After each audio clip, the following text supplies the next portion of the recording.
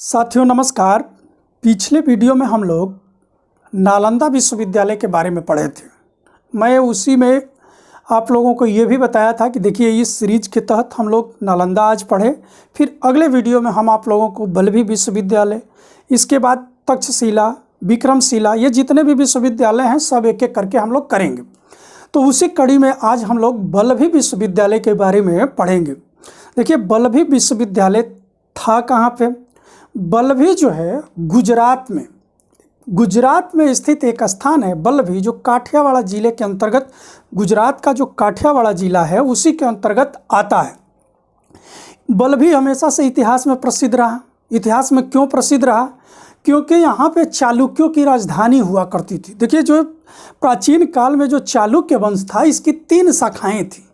एक शाखा थी जिसे हम लोग कहते हैं कल्याणी के चालुक्य, दूसरी शाखा को कहते हैं वातापी के चालुक्य और तीसरी शाखा को कहते हैं वल्लभी के चालुक्य। ठीक, तो यही बल्लभी के चालुक्य हुआ करते थे। तो इसलिए यह नगर हमेशा से, जो बल्लभी है, यह राजधानी नगर के लिए प्रसिद्ध था।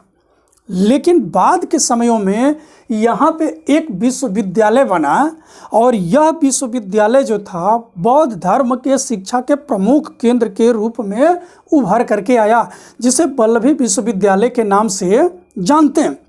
जिस तरह से नालंदा विश्वविद्यालय बौद्ध धर्म के महायान शाखा का प्रमुख केंद्र था, उसी तरह से बल्लभी विश्वविद्यालय बौद्ध धर्म के हीनयान शाखा का प्रमुख केंद्र था। ये क्वेश्चन महत्वपूर्ण है। आईएएस में भी ये क्वेश्चन पूछा जा चुका है। कथन कारण करके भी दे सकता है, 1-2 करके भी दे सकता है कि नालंदा विश्वविद्यालय किस शाखा से संबंधित है? महायान शाखा से संबंधित है। बल्लभी विश्वविद्यालय किस शाखा से संबंधित है? हीनयान शाखा से संबंधित है। यद्यपि जो है, चाहे वो नालंदा विश्वविद्यालय हो या बल्लभी विश्वविद्यालय हो, दोनों जगहों पे बौद्ध धर्म के दोनों शाखाओं की शिक्षाएं दी गई। हीनयान की भी शिक्षा यहाँ दी गई तो महायान की भी, इसके साथ साथ व्याकरण की भी, यानी ब्राह्मण धर्म की भी यहाँ पे धर्म ग्रंथों की शिक्षा दी गई। उसी तरह से नालंदा विश्वविद्यालय में भी महायान के साथ साथ हीनयान और ब्राह्मण शिक्षा का भी प्रमुख केंद्र था। लेकिन जो महत्वपूर्ण प्रश्न यह है कि जो सबसे ज़्यादा ग्रंथ जो है नालंदा में जिस प्रकार से महायान धर्म पे लिखे गए या उसके पुस्तकालयों में सबसे ज़्यादा जो धर्म ग्रंथ पाए गए वह महायान शाखा से संबंधित है, उसी तरह से जो बल्लभी विश्वविद्यालय में ग्रंथ पाए गए या जिस पर सबसे ज़्यादा कार्य किया गया वह बौद्ध धर्म के हीनयान शाखा से संबंधित था। ठीक, तो चलिए अब इसको एक एक करके हम लोग यहाँ पे समझ लेते हैं कि इसमें और क्या क्या चीज़ें हैं। तो देखिए बल्लभी विश्वविद्यालय की स्थापना जो हुई है यह काठियावाड़ के पूर्वी किनारे पर एक स्थान है वसावाला। वसावाला नामक स्थान पर यह विश्वविद्यालय जो है स्थित था। काठियावाड़ जिले के वसावाला नामक स्थान पर स्थित था। यह जो शहर है बल्लभी, यह पहले राजधानी नगर के लिए प्रसिद्ध था, लेकिन बाद में यह शिक्षा का प्रमुख केंद्र बन गया। यह व्यापारिक केंद्र के रूप में भी प्रसिद्ध था, राजधानी केंद्र के रूप में भी प्रसिद्ध था, लेकिन बाद के समयों में यह शिक्षा के लिए प्रसिद्ध केंद्र के रूप में उभरा।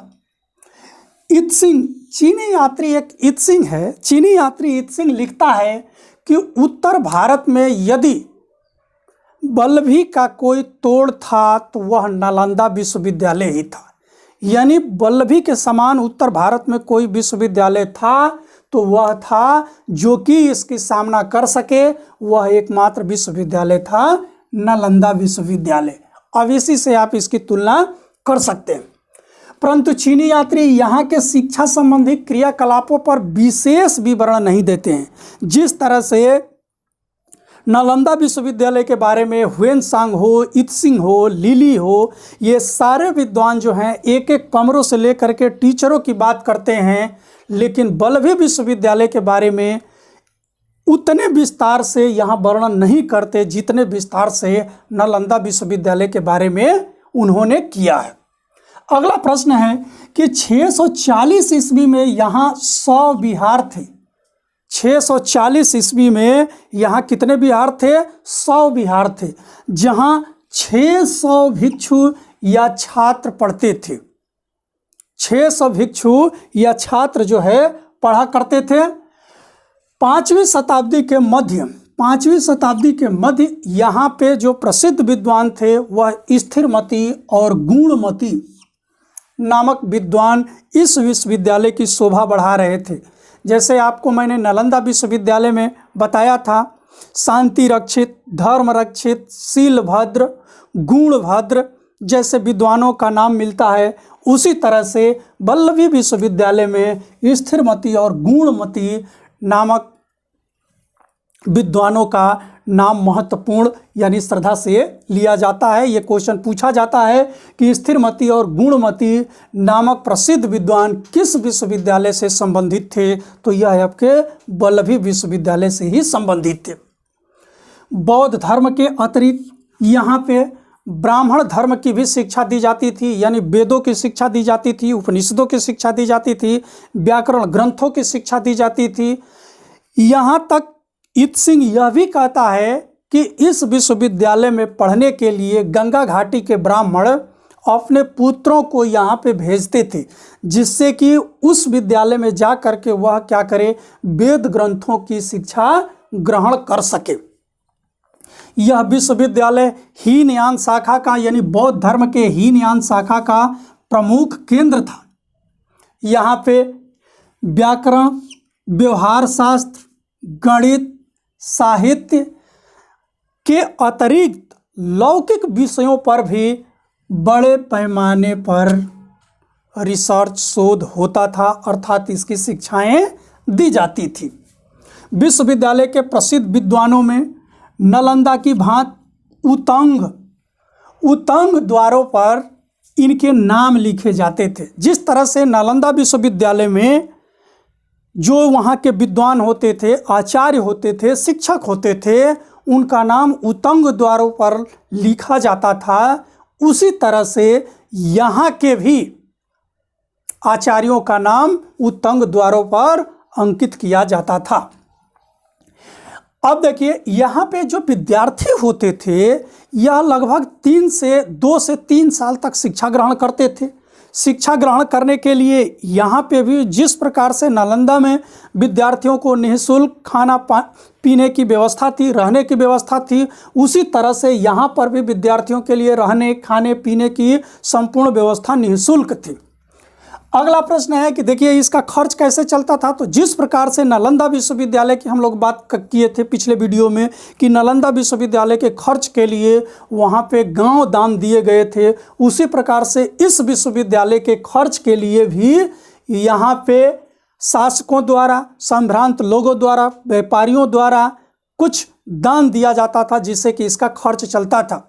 इस विश्वविद्यालय को आगे बढ़ाने में महत्वपूर्ण भूमिका मैत्रेयक शासकों ने निभाई है। यहाँ पे मैत्रेयक शासक हैं इस क्षेत्र में, जिन्होंने इस विश्वविद्यालय के लिए बड़े ही स्तर पर काम किए।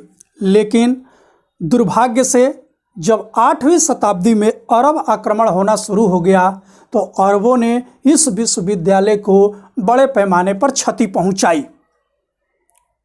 कुछ समय के लिए इन्होंने यहाँ की शिक्षा को अवरुद्ध किया, लेकिन बाद में पुनः मैत्रेय शासकों के उत्तराधिकारियों ने इसको संरक्षण प्रदान किया और इसके वैभव को वापस लौटाया।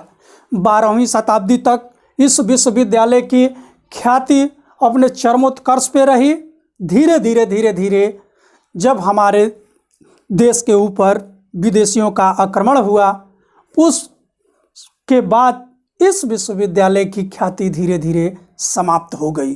तो आशा है हमें कि जिस तरह से आप लोगों ने नालंदा विश्वविद्यालय को समझा था, उसी तरह से आप लोग वल्लभी विश्वविद्यालय से भी संबंधित एक एक चीज़ को समझ गए होंगे।